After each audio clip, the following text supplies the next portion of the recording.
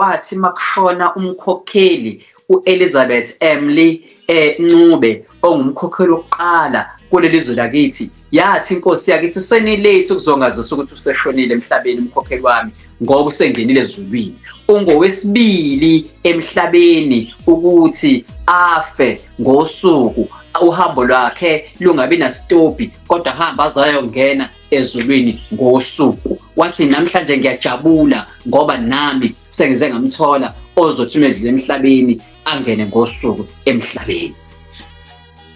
Siyaziqhenya ngokuthi phezu kwentaba inhlangakazi kwake kwathi inkosi ilanga emva kwenkonzo yesabatha lasemini yathi namhlanje kwase kwenziwa inkonzo yokuthandazela iguli. Ithi-ke inkosi namhlanje akukho umuntu ozobamba ingubo yokuthandazela kodwa bonke abagulayo bazothandazelwa ngabantu basezulwini.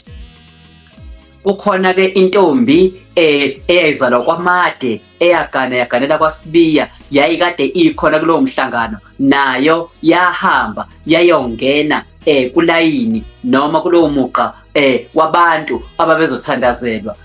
Sekuthi mase kuthandazwa sekucinyeziwe yathi inkosi yakhipha umyalelo ngabashumayeli ukuthi baze bangawavula amehlo.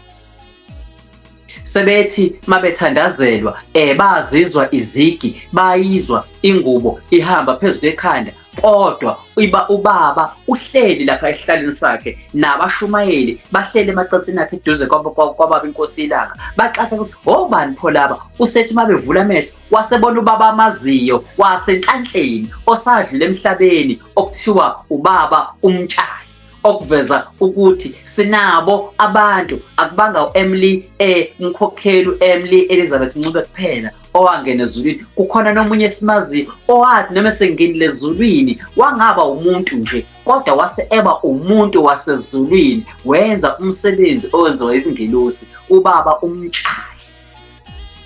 Ubukhulu-ke lobo bezimangaliso zomuzi wakithi eNhlanhleni nesiyaye siziqhenye ngawo njengoba sazi nobaba omkhulu wayenomabhalane wakhe owakuthiwa uLazarus phela lesakhaya maphumulo.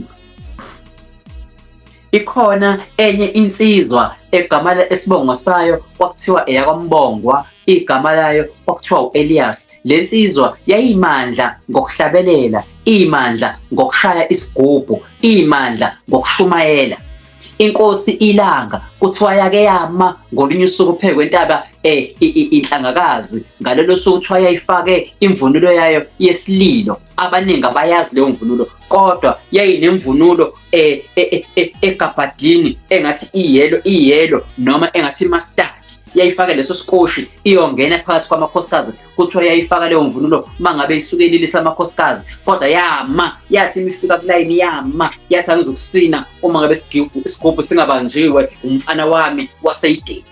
Wathi yasiyamemeza yathi uphi uElias Mbongwa, akube uyena oma la emva kwami nesigubhu khona ngizozwa abasezulwini ibese ngiyaqala ngiyasina. Yilezo-ke zinto esiyayisiqaje ngazo thina bantwana baseEden. Ngicela ukunqamuka la ngoba isikhathi sabantu bonke mhlambe bese ngena esigabeni sesibili. Ngiyabonga.